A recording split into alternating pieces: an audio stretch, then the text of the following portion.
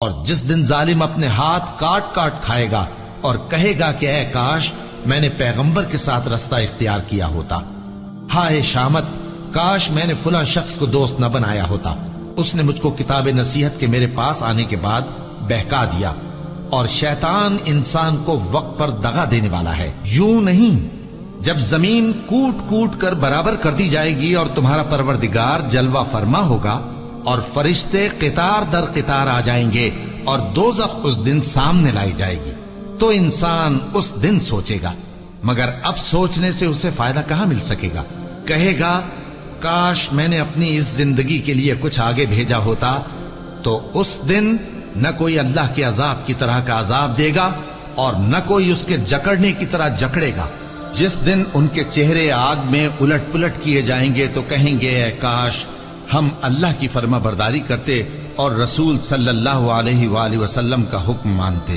اور جس کا نامہ اعمال اس کے بائیں ہاتھ میں دیا جائے گا تو وہ کہے گا اے کاش مجھ کو میرا اعمال نامہ نہ دیا جاتا اور مجھے معلوم نہ ہوتا کہ میرا حساب کیا ہے۔ اے کاش موت میرا کام تمام کر چکی ہوتی، آج میرا مال میرے کچھ بھی کام نہ آیا، مجھ سے میرا اقتدار جاتا رہا۔ حکم ہوگا کہ اسے پکڑ لو، اب اسے طوق پہنا دو، پھر دوزخ کی آگ میں اسے جھونک دو، پھر زنجیر سے جس کی لمبائی 70 گز ہے جکڑ دو، اور ان سے دنیا کی زندگی کی مثال بھی بیان کر دو کہ وہ ایسی ہے جیسے پانی جسے ہم نے آسمان سے برسایا تو اس کے ساتھ زمین کی پیداوار مل کر نکلی، پھر وہ چورا چورا ہو گئی کہ ہوائیں اسے اڑاتی پھرتی ہیں، اور اللہ تو ہر چیز پر قدرت رکھتا ہے۔ مال اور بیٹے تو دنیا کی زندگی کی رونق و زینت ہیں، اور نیکیاں جو باقی رہنے والی ہیں وہ ثواب کے لحاظ سے تمہارے پروردگار کے ہاں بہت اچھی اور امید کے لحاظ سے بہت بہتر ہیں۔ اور جس دن ہم پہاڑوں کو چلائیں گے اور تم زمین کو صاف میدان دیکھو گے اور ان لوگوں کو ہم جمع کر لیں گے تو ان میں سے کسی کو بھی نہیں چھوڑیں گے، اور سب تمہارے پروردگار کے سامنے صف باندھ کر لائے جائیں گے، تو ہم ان سے کہیں گے کہ جس طرح ہم نے تم کو پہلی بار پیدا کیا تھا اسی طرح آج تم ہمارے سامنے آئے، لیکن تم نے تو یہ خیال کر رکھا تھا کہ ہم نے تمہارے لیے قیامت کا کوئی وقت مقرر ہی نہیں کیا، اور اعمال کی کتاب کھول کر رکھی جائے گی تو تم گناہگاروں کو دیکھو گے کہ جو کچھ اس میں لکھا ہوگا اس سے ڈر رہے ہوں گے، اور کہیں گے ہائے شامت یہ کیسی کتاب ہے کہ نہ چھوٹی بات کو چھوڑتی ہے نہ بڑی کو، کوئی بات بھی نہیں مگر اسے لکھ رکھا ہے، اور جو جو عمل کیے ہوں گے سب کو حاضر پائیں گے، اور تمہارا پروردگار کسی پر ظلم نہیں کرے گا۔ کاش تم ان کو اس وقت دیکھو جب یہ دوزخ کے کنارے کھڑے کیے جائیں گے اور کہیں گے کہ اے کاش ہم پھر دنیا میں لوٹا دیے جائیں تاکہ اپنے پروردگار کی آیتوں کی تکذیب نہ کریں اور مومن ہو جائیں۔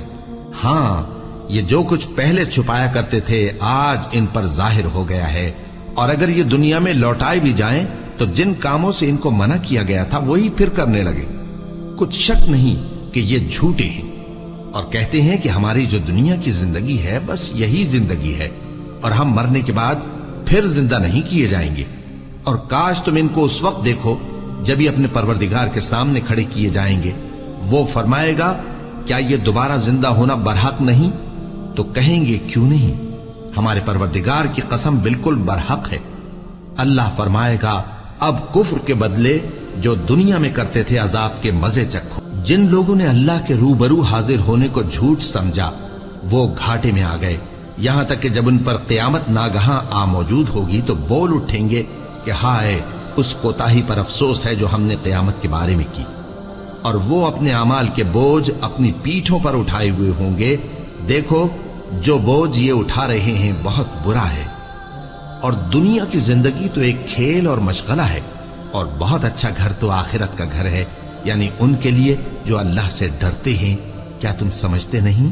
یہ لوگ اسی طرح غفلت میں رہیں گے یہاں تک کہ جب ان میں سے کسی کے پاس موت آ جائے گی تو کہے گا کہ اے پروردگار مجھے پھر دنیا میں واپس بھیج دے تاکہ میں اس میں جسے چھوڑ آیا ہوں نیک کام کیا کروں۔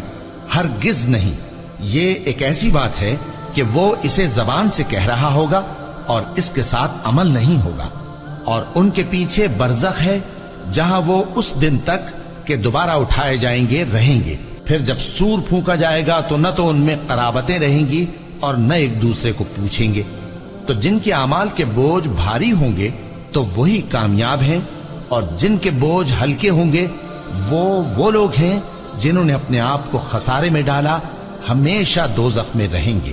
آگ ان کے چہروں کو جھلس دے گی اور وہ اس میں بد شکل ہو رہے ہوں گے۔ کیا تم کو میری آیتیں پڑھ کر نہیں سنائی جاتی تھیں؟ پھر تم تو ان کو جھٹلائے ہی جاتے تھے۔ وہ کہیں گے اے ہمارے پروردگار، ہم پر ہماری کمبختی غالب آ گئی اور ہم رستے سے بھٹک گئے۔ اے پروردگار، ہم کو اس میں سے نکال دے، اگر ہم پھر ایسے کام کریں تو ظالم ہوں گے۔ فرمائے گا کہ اسی میں ذلت کے ساتھ پڑے رہو اور مجھ سے بات نہ کرو۔ میرے بندوں میں ایک گروہ تھا جو دعا کیا کرتا تھا کہ اے ہمارے پروردگار، ہم ایمان لائے تو تو ہم کو بخش دے اور ہم پر رحم فرما، اور تو سب سے بہتر رحم کرنے والا ہے۔ تو تم ان سے تمسخر کرتے رہے، یہاں تک کہ ان کے پیچھے میری یاد بھی بھول گئے، اور تم ہمیشہ ان سے ہنسی کیا کرتے تھے۔ آج میں نے ان کو ان کے صبر کا بدلہ دیا کہ وہی کامیاب ہو گئے۔ اللہ پوچھے گا کہ تم زمین میں کتنے برس رہے؟ وہ کہیں گے کہ ہم 1 روز یا 1 روز سے بھی کم رہے تھے۔ شمار کرنے والوں سے پوچھ لیجئے۔ اللہ فرمائے گا کہ وہاں تم بہت ہی کم رہے، کاش تم جانتے ہوتے۔ کیا تم یہ خیال کرتے ہو کہ ہم نے تم کو بے مقصد پیدا کیا ہے، اور یہ کہ تم ہماری طرف لوٹ کر نہیں آؤ گے؟ تو اللہ جو سچا بادشاہ ہے، اس کی شان اس سے اونچی ہے، اس کے سوا کوئی معبود نہیں، وہی عرش کریم کا مالک ہے۔